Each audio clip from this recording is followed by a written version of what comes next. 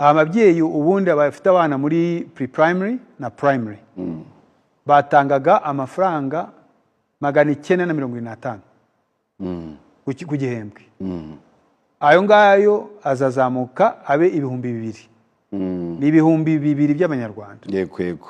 Abo ni abafite abana muri pre-primary na primary. Ababyeyi bafite abana muri secondary iriya wigutaha ubundi batangaga 19,500. Ubu bazajya batanga 24,000. Nabyo ni ku gihembwe. Yego. Abafite abana wari muri boarding school ubundi batangaga 85,000. Ubu bazatanga 110,000. Iyi mibare rero ntabwo twayihimbye. Yego. Ijyana na adjustment cyangwa se consumer price index. Rero bireba uburyo ibiguzi byagiye bihinduka, ibiciro ku isoko uko byagiye bihinduka buri mwaka. Ahubwo nko muri boarding school iyo ukoreye iyo mibare byari kuba menshi kurusha 120,000. Ariko ko yari asanzwe ari menshi turavuga ngo leta izafasha kugira ngo hatarenga ku 110. Ariko nuko nguko bihagaze.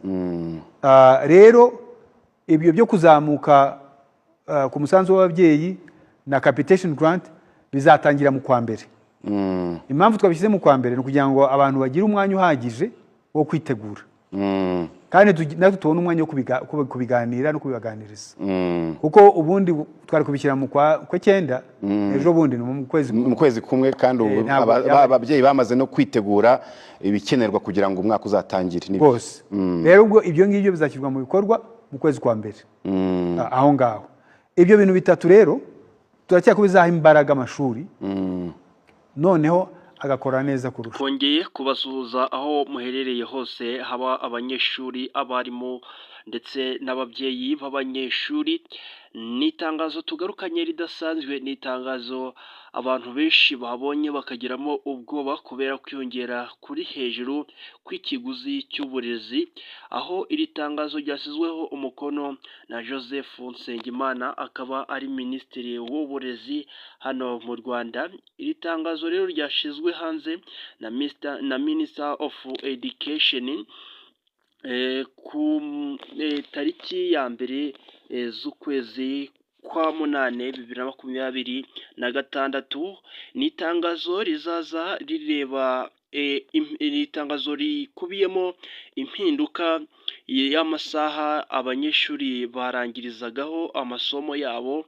Ni itangazo riza rivuga ibintu bijyanye n'ibihano bagize icyo batangaza ku biyobyabwenge ndetse by'umwihariko bazamuye ikiguzi cy'uburezi.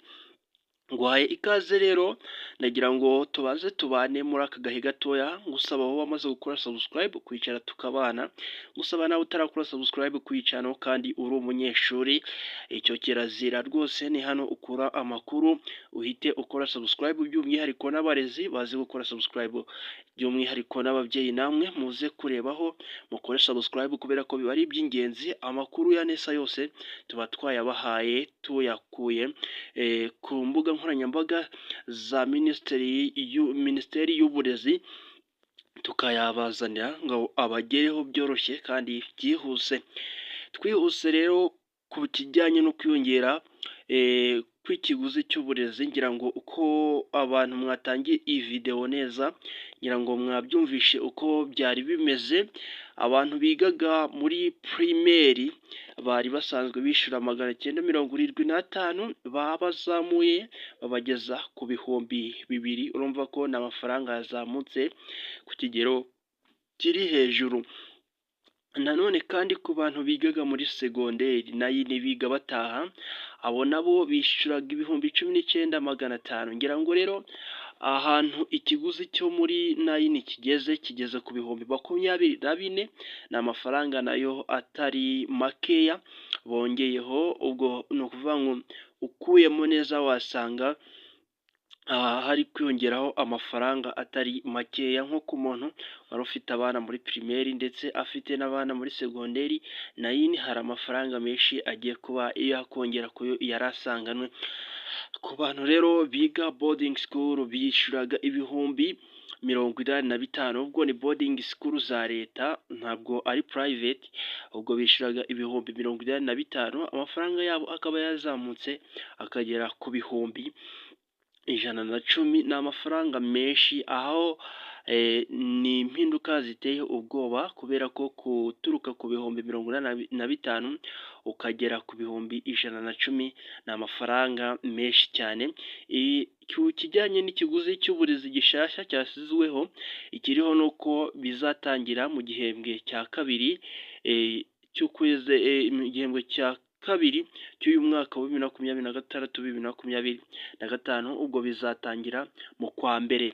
So urumva ko ni ibintu bitoroshye ku babyeyi, ni ibintu bije bitunguranye, ni ibintu abantu batakekaga kuba ikiguzi cy'uburezi kiri kugenda cyongera ku kigero kiri hejuru cyane.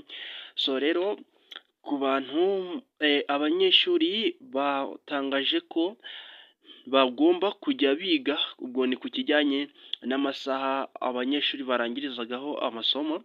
Abanyeshuri bagomba kujya biga kugera saa 9, barangiza saa 9 amasomo agahagarara, abanyeshuri bagakora imirimo imwe n'imwe yo ku ishuri, bagasukura ikigo cyangwa se bagasubira mu masomo, mu gihe kuwa gatanu ho amasomo azajya arangira saa 9, ubwo ni ku banyeshuri biga bataha n'abandi basanzwe. Barangiza abanyeshuri bakava mu mashuri bakagenda saa 9 kuwa gatanu, bakava mu kigo bakagenda, abarimu bagasigara bihugura, nabo bagasigara birebaho basubiramo, mbese bihugura by'umwihariko akaba ari amasaha yabagenewe kugira ngo bihugure.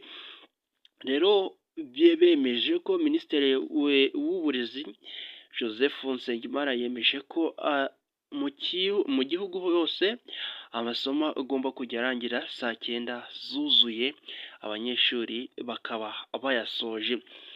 Ku kintu kijyanye n'ibihano ndetse n'ibiyobyabwenge ntabwo bagitarutse, nyuma y'uko abarimu barekaramye ko abanyeshuri bamwe na bamwe babakubita. Minisiteri y'Uburezi yemeje ko abanyeshuri bagomba kujya bahabwa igihano cyo kwirukanwa burundu mu gihe barwanye cyangwa se habonetseho kuba bakubita umwarimu cyangwa se undi mukozi ukora mu kigo. Gusa nanone bemeje ko ikigo atari ahantu hagomba kurangwa n'ibiyobyabwenge, ahubwo ko nta kiyobyabwenge na kimwe, haba inzoga n'ibindi bintu, kigomba kurangwa mu kigo.